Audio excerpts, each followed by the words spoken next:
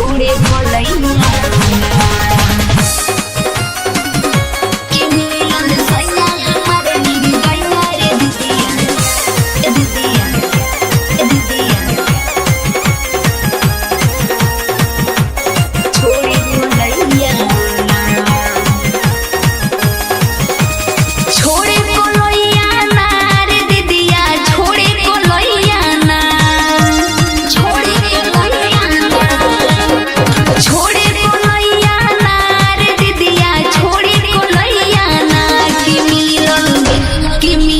सोया हमारे निर्दया रे दीदिया छोड़े बोलैया ना कि मिलल सोया हमारे निर्दया रे दीदिया छोड़े बोलैया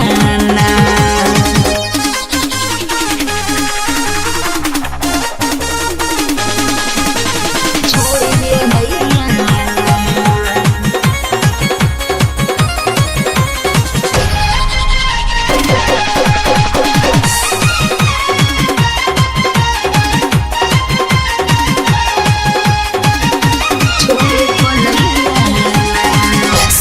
रतिया सेहज पे धोके सुतेला रखवारी में आउते घर में दिया बुतावे किली लगावे केवाड़ी में किली लगावे केवाड़ी में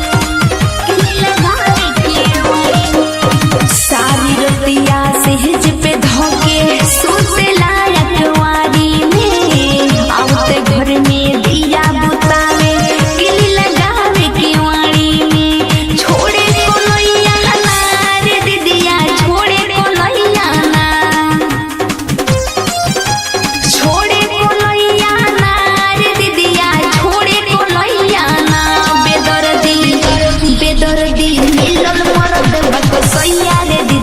छोड़े बोलैया ना कि सैया मिलल हमारे निर्दया रे दीदिया छोड़े बोलैया ना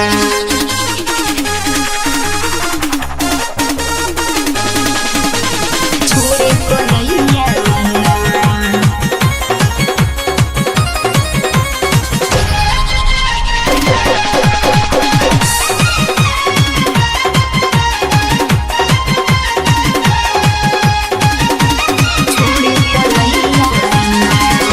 में चप के देला दबाई जाला मने उबियाई जी गर्मी न गर्मी के बाप पे होखे तो सुते ओढ़ा के रजाई जी सुते ओढ़ा के रजाई जी पजन में चप के देला दबाई जाला मने उबियाई जी गर्मी न गर्मी के बाप पे होखे तो सुते ओढ़ा के रजाई